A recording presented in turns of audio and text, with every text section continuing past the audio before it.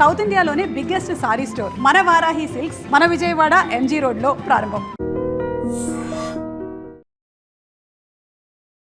Hi, welcome to my review. Akhanda 2 చాలా ఇబ్బందుల తర్వాత ఈ సినిమా ప్రేక్షకుల ముందుకు వచ్చింది. అండ్ ఫైనల్గా మూవీ ఎలా ఉంది అంటే నాకు నచ్చలేదు. నిజమే, అఖండ 2 నాకు నచ్చలేదు. ఇక్కడ మొహమాటం లేదు, దాచేది లేదు, చాలా క్లియర్గా చెప్తున్నాను. అఖండ 2 నాకు నచ్చలేదు. అయితే కారణం ఏంటి, ఎందుకు నచ్చలేదు, ఇలాంటి అన్ని విషయాలను ఇప్పుడు క్లియర్గా తెలుసుకుందాం. క్లాస్లో ఒక టాపర్ ఉంటాడు. వాడి పేపర్ కరెక్షన్ చేసేటప్పుడు టీచర్కి అతని మీద ఒక నమ్మకం ఉంటుంది. ఆ పేపర్లో ఏమన్నా సరే, అతను ఏమి రాసినా సరే, అతను టాపర్ కాబట్టి టీచర్ వాడికి ఎన్నో మంచి మార్క్స్ వేస్తూనే పోతుంటారు. సరిగ్గా టాలీవుడ్లో కూడా బాలకృష్ణ బోయపాటి కాంబినేషన్ ఇలాంటి ఒక టాపర్ కాంబినేషనే. వీరిద్దరి సినిమాల్లో ఏమాత్రం చిన్న మ్యాజిక్ జరిగినా సరే నెత్తిన పెట్టుకొని మోయడానికి ఆడియన్స్ రెడీగా ఉంటారు. వీరి కాంబినేషన్ ఆడియన్స్కి అంత ఇష్టం, అంత నమ్మకం కూడా. మామూలుగా మేకర్స్కి ఒక యాక్సెప్ట్నెస్ అనేది చాలా అవసరం. బట్ బోయపాటి బాలయ్య ఈ కాంబినేషన్ అనౌన్స్ అయిన ఫస్ట్ డే నుంచే ఆ యాక్సెప్ట్నెస్ వచ్చేస్తుంది. సినిమా బాగుంటే చాలు భుజాల మీద మోయడానికి కొన్ని లక్షల మంది ఫ్యాన్స్ రెడీగా ఉంటారు. అలాగే సినిమాలో ఎంతో కొంత మ్యాజిక్ జరిగినా మంచి మార్క్స్ వేద్దామని ఆడియన్స్ రెడీగా ఉన్న ఈ సమయంలో బోయపాటి ఒక తెల్ల పేపర్ ఇచ్చేశాడు. అసలు ఏమీ రాయలేదు, ఎలాంటి మార్క్స్ వేయడానికి స్కోపే లేదు. బోయపాటి బాలయ్య సినిమాలో లాజిక్స్ గురించి మాట్లాడేంత సాహసం అయితే నేను చేయను. సినిమా అన్నాక ఎమోషన్ ఉండాలి కదా, ఎంగేజింగ్ సీక్వెన్స్లు ఉండాలి కదా. బాలకృష్ణ లాంటి మాస్ హీరో ఫైట్స్ చేస్తుంటే ఆడియన్స్కి పూనకాలు రావాలి కదా. లాజిక్ లేకపోయినా ఏదో ఒక మ్యాజిక్ అయితే జరగాలి కదా. అన్నిటికీ మించి బాలకృష్ణ లాంటి మాస్ హీరో ఉన్నాడు, ఇద్దరు హీరోలు ఉన్నారు, వాళ్ళకి స్క్రీన్ స్పేస్ దొరకాలి కదా. బ్యాడ్ లక్ ఏంటంటే అఖండ 2లో ఇవేవీ జరగలేదు. ఫస్ట్ హాఫ్ విషయానికి వస్తే అఖండ క్యారెక్టర్ ఏంటో, అతను ఏం చేయగలడో మనం అఖండ 1లోనే చూస్తున్నాం. కానీ అఖండ 2లో బోయపాటి అనవసరంగా క్యారెక్టర్ ఎస్టాబ్లిష్మెంట్ కోసం, స్టోరీ ప్రోగ్రెషన్ కోసం అనవసరమైన సీన్లు చాలా పెట్టేశారు. చాలా క్యారెక్టర్స్ వస్తుంటాయి పోతుంటాయి, మనం ఎంగేజ్ అవ్వం, కథ ముందుకు పోదు, కథలో ఒక ఫ్లో ఉండదు. మరోవైపు బాలకృష్ణ అసలు ఎక్కడా కనిపించడు. మొదటి బాలకృష్ణ కనిపించడు, రెండో బాలకృష్ణ కనిపించడు. అసలు సినిమాలో ఏం జరుగుతుంది తెలుసుకునే లోపల గంట సినిమా అయిపోద్ది.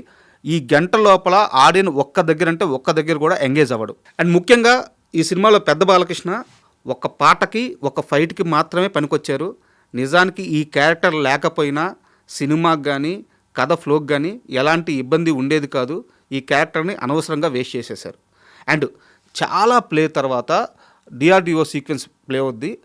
ఆ సీక్వెన్స్ ఏది కూడా ఎంగేజింగ్గా లేదు అండ్ ముఖ్యంగా నమ్మబుద్ధిగా లేదు. మనం ముందే చెప్పుకున్నాము, డిఆర్డిఓ సీక్వెన్స్ కానీ లేకుంటే ఆ వైరస్ సీక్వెన్స్లు కానీ ఎక్కడా కూడా ఆకట్టుకోవు అంటే సీన్లు గొప్పగా లేవని కాదు, గొప్పగా తీయలేదని కాదు. బాలకృష్ణ ఎక్కడా కనిపించడం లేదు. సగటు తెలుగు సినిమా మాస్ ఆడియన్ థియేటర్కి వెళ్ళి బాలకృష్ణ లాంటి హీరోని చూద్దామని చెప్పి రాత్రి 10 గంటలప్పుడు, రాత్రి 1 గంటప్పుడు థియేటర్లో కూర్చొని ఉంటే బాలకృష్ణ కనిపించకుండా ఏదేదో కథ నడుచుకుంటూ పోతుంటే అది కూడా బోయపాటి సినిమాలు. సో ఆడియన్ ఎక్కడ ఎంగేజ్ అవుతాడు? అఖండ 2లో జరిగిన పొరపాటు ఇదే. ఇక్కడే సినిమా ట్రాక్ తప్పేసింది. ఇక కుంభమేళాలో ఆ సీక్వెన్స్ మొత్తంలో కొన్ని ఒరిజినల్ షాట్స్ కనిపిస్తాయి. ఇక్కడ మాత్రం బోయపాటిని ఒక మేకర్గా మాత్రం ఖచ్చితంగా అభినందించి తీరాల్సిందే. బోయపాటికి సాధ్యమయ్యే షాట్స్ అవి, ఇంకా మరి ఏ మేకర్ కూడా వాటిని కనీసం కన్సీవ్ చేయలేరు. సో ఇక్కడ బోయపాటికి ఫుల్ మార్క్స్ పడతాయి. అండ్ ఇంటర్వెల్ సీక్వెన్స్ ఒక 15 నిమిషాలు ఉంటుంది. అరాచకం, అద్భుతం, ఇంకా మాటలు లేవంతే, అంత గొప్పగా ఉంటుంది. బట్ ఇక్కడ కూడా గుర్తుపెట్టుకోండి, లాజిక్స్ గురించి, సైన్స్ గురించి అస్సలు మర్చిపోవాల్సిందే. అఖండ ఫస్ట్ హాఫ్ చూశాక సినిమా పైన చాలా వరకు నమ్మకం పోతుంది. కానీ బాలకృష్ణ బోయపాటి వీళ్ళిద్దరి మీద ఒక నమ్మకం ఉంటుంది. అండ్ ఇంటర్వెల్ ఆ ముగిసిన తీరు, ఫస్ట్ హాఫ్ ముగిసిన తీరు ఎంతో కొంత ఆశలను అయితే రేకెత్తిస్తుంది. సో దాంతో సెకండ్ హాఫ్ ఎలా ఉండబోతుంది అన్న ఒక చిన్న క్యూరియాసిటీ అయితే మొదలవుతుంది. ఆడియన్స్ ఆశపడినట్టే సెకండ్ హాఫ్లో కొన్ని మంచి సీక్వెన్స్లు పడ్డాయి. అండ్ ఇవి వేటికవి చాలా గొప్పగా కూడా ఉన్నాయి. వచ్చిన సమస్యల్లా ఈ సీక్వెన్స్లు ఏవి కూడా కథలో కూర్చోలేదు, కథను ముందుకు నెట్టలేదు. ఇంకా చెప్పాలంటే కథను వెనక్కి లాగాయి, ఆడియన్స్ సహనానికి పరీక్ష పెట్టాయి. అక్కడ కొన్ని కోట్ల మంది ప్రాణాలతో పోరాడుతూ ఉంటారు. ఇక్కడ ఆ వైరస్కి సంబంధించిన డ్రగ్ బాలకృష్ణ కాపాడుతూ ఉంటారు. సో ఆ డ్రగ్ బాలకృష్ణ చేతిలో ఉంది, పాప చేతిలో ఉంది, వీళ్ళు వెళ్ళి వాళ్ళకి ఇచ్చేస్తే వాళ్ళు బతుకుతారు. ఆడియన్స్ మైండ్ సెట్ మొత్తం దీన్ని ఆడిటోరియం 3 అంటారు. ఆడిటోరియం 3 అంతా కూడా వాళ్ళు ఎక్కడ బతుకుతారు, వాళ్ళని ఎప్పుడు బతికిస్తారు, వాళ్ళు ఎలా సేవ్ అవుతారు, ఈ మైండ్ సెట్తో ఉంటే ఇక్కడ బాలకృష్ణ అఖండ క్యారెక్టర్ అనమాట. ఇక్కడ వచ్చేసి లెక్చర్స్ ఇస్తూ ఉంటుంది. అంటే గొప్ప సీన్లే, సనాతన ధర్మం గురించి, హిందూ దేవుళ్ళ గురించి చాలా గొప్ప సీన్లే. కానీ ఆడిటోరియం 3 అంతా కొన్ని లక్షల మంది, కొన్ని కోట్ల మంది ప్రాణాలతో ఫైట్ చేస్తున్నప్పుడు, ప్రాణాలు పోతున్నప్పుడు సగటు తెలుగు సినిమా హీరో మాటలు చెప్పకూడదు, చేతలతో వాళ్ళందరినీ కాపాడాలి. దాని తరువాతే ఇంకా ఏదైనా. ఇక్కడ బోయపాటి పూర్తిగా ట్రాక్ తప్పేశారు. అండ్ ఇక విలన్గా నటించిన ఆది పినిశెట్టి గురించి ఎంత తక్కువ మాట్లాడుకుంటే అంత మంచిది. ఎందుకంటే ఈయన ఫ్లాష్ మ్యాన్లా అలా వచ్చి ఇలా హీరో చేతిలో చనిపోయి అలా మాయమైపోతాడు. సో ఆది పినిశెట్టి ఎప్పుడు వచ్చాడు, ఎందుకు వచ్చాడు, ఎందుకు చనిపోయాడు ఎవరికీ అర్థం కాదు. ఇంత లాజిక్లెస్ ప్లేలో కాస్త ఉపశమనం ఏంటంటే అమ్మ సెంటిమెంట్. ఆ అమ్మ సెంటిమెంట్ సీక్వెన్స్ అంతా కూడా ఏకంగా శివుడే రావడం, అమ్మతనం గురించి, శివతత్వం గురించి కొన్ని గొప్ప డైలాగులు పడడం, ఆ ఎమోషన్ క్యారీ అవ్వడం, ఖచ్చితంగా ఇక్కడ ప్రతి ఆడియన్స్ సినిమాతో ఎంగేజ్ అవుతాడు.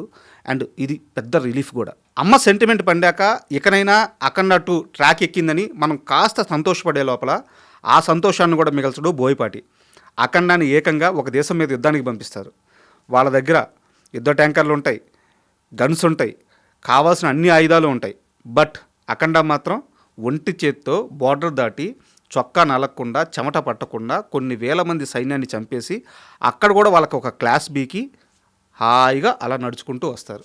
సినిమాలో ఈ హోల్ ఎపిసోడ్ గురించి ఎంత తక్కువ మాట్లాడుకుంటే అంత మంచిది. అయితే ఈ సినిమా మొత్తం మీద ఖచ్చితంగా మెచ్చుకోవాల్సింది ఎవరినంటే బాలకృష్ణ గారినే. ఆయన ఏజ్ అందరికీ తెలుసు. అండ్ సినిమా కోసం ఆయన పెట్టే ఆ కమిట్మెంట్ ఎలా ఉంటుందో కొత్తగా ఎవరు చెప్పాల్సిన అవసరం లేదు. అఖండ 2 కూడా ఆయన అదే చేశారు. స్క్రీన్ పైన ఆయన పడుతున్న కష్టం, ఆ గెటప్ అండ్ ఆ కమిట్మెంట్ ఇవన్నీ చూస్తుంటే ఒక డైరెక్టర్కి ఏం కావాలో అది ఇవ్వడంలో 100% ఆయన సక్సెస్ అయ్యాడని చెప్పుకోవచ్చు. ఇక బోయపాటి సినిమాలో ఒక 100 మందికి పైగా క్యారెక్టర్ ఆర్టిస్టులు ఉంటారు. వాళ్ళందరి గురించి మాట్లాడుకోవడం సాధ్యం కాదు కాబట్టి మనం దాన్ని స్కిప్ చేసేద్దాం. ఇక సినిమాని బతికించడానికి తమన్ చాలా వరకు కష్టపడ్డాడు. బట్ అండ్ ఈ సినిమా విషయంలో నిర్మాతలని మెచ్చుకొని తీరాలి. వాళ్ళ ధైర్యానికి హ్యాట్స్ ఆఫ్. అండ్ ఇక ముఖ్యంగా బోయపాటి మాస్ సీన్స్ తీయడంలో నోట్ చేసి పెట్టుకోండి, సౌత్ ఇండియాలో కాదు ఇండియాలోనే ఈయన్ని మించిన డైరెక్టర్ లేడు. కానీ వచ్చిన సమస్యల్లా కథ పేపర్ మీద పెట్టడంలో, కథ పేపర్ మీద ఉన్నప్పుడు ఇంకాస్త శ్రద్ధ పెట్టుంటే ఈరోజు అఖండ 2 ఫలితం మరోలా ఉండేది. ఫైనల్గా అఖండ 1లో ఒక అఘోరా ధర్మాన్ని కాపాడుతాడు, దేవాలయాల్ని బాగు చేస్తాడు, జనాల్లో ఒక చైతన్యం తీసుకొస్తాడు. ఇది ఒక అఘోరా చేయాల్సిన పని, చేయదగ్గ పని. కన్విన్స్ అయ్యారు ఆడియన్స్. దీంతో ఒక ఫ్రీ ఫ్లో ఎమోషన్ ఆటోమేటిక్గా అఖండ 1లో ఎస్టాబ్లిష్ అవుతూ వెళ్ళిపోయింది. అక్కడ బోయపాటి ఏ సీన్ తీసినా పండింది, ఏ సీక్వెన్స్ రాసుకున్నా పండింది, ఏవి చేసినా ఆడియన్స్ యాక్సెప్ట్ చేశారు. బట్ అఖండ 2 విషయానికి వస్తే అఘోరా ఒక దేశంతో యుద్ధం చేస్తాడు, లాజిక్లెస్. అఘోరా ఒక ప్రధానమంత్రి చేయలేని పనిని చేస్తాడు, లాజిక్లెస్. అఘోరా ఒక దేశ సైనికులు చేయలేని పని చేస్తారు, లాజిక్లెస్. ఇక్కడ ఎక్కడా కూడా నేను బోయపాటి బాలకృష్ణ సినిమాలో లాజిక్ మిస్ అయిందని చెప్పి పర్టికులర్గా వేలెత్తి చూపించట్లేదు. తీసే షార్ట్స్లోనో సీన్స్లోనో లాజిక్ మిస్ అయినా ఏం పర్లేదు. కానీ కథలో లాజిక్ మిస్ అయితే పూర్తిగా ఆ ఎఫెక్ట్ అంతా సినిమా మీద పడుతుంది. యాజ్ ఎ మేకర్గా ఇది ప్రాథమిక సూత్రం. దీన్ని తెలుగు సినిమా ఇప్పుడైతే పట్టుకుంటుందో అప్పుడే తెలుగు సినిమాకి సక్సెస్ రేట్ పెరుగుద్ది. సో ఇక్కడ బేసిక్ ప్లాట్ పాయింట్లోనే తప్పు జరిగిపోయింది కాబట్టి దాని ఎఫెక్ట్ అంతా సినిమా పైన పడింది.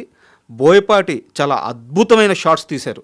నిజానికి ఇప్పటి వరకు తెలుగు సినిమాలో ఇలాంటి మాస్ షాట్స్ మనం చూసి కనీసం ఊహించుకోవడము, అలాంటి షాట్స్ పడ్డాయి. బాలకృష్ణ కూడా అదే స్థాయిలో కష్టపడ్డారు. కానీ ఈ కష్టం అంతా కూడా కథలో ఒక ఫ్రీ ఫ్లో ఎమోషన్ లేకపోవడం వల్ల బూడిదలో పోసిన పన్నీర్ అయిపోయింది. ఆ ఫలితం మొత్తం ఇప్పుడు సినిమా మీద పడింది. సో ఫైనల్గా నాకు అఖండ 2 నచ్చలేదు. బట్ ఇది నా రివ్యూ. మీరు సినిమా చూడండి, మీకు నచ్చచ్చు, మీ ప్రాస్పెక్టివ్ వేరుగా ఉండొచ్చు. మీరు సినిమా చూశాక మీ అభిప్రాయాలు కామెంట్స్ రూపంలో తెలియజేయండి. And thank you. జై Balayya. And for more videos, Please subscribe to iDream. Please subscribe to iDream. Please subscribe iDream. And please subscribe to iDream. For more videos, subscribe to iDream. please like, share and subscribe to the channel. Congratulations, iDream. Subscribe to iDream. Subscribe to iDream. So subscribe to iDream Media. iDream ki iDream team andarki huge congratulations. Please subscribe iDream Media. Please subscribe to iDream. Subscribe iDream. Please subscribe to iDream. iDream అంటే నా కళల channel subscribe చేసుకున్న నోరు తిరుగుతలేదు, మీరైతే గంట గుర్తు కొట్టండి. For more such videos, please subscribe to iDream. Subscribe to iDream. Please subscribe to iDream. Please subscribe iDream Media. Please do subscribe to iDream. Please subscribe to iDream Media. For best entertainment and information, please subscribe iDream. And don't forget to subscribe to iDream.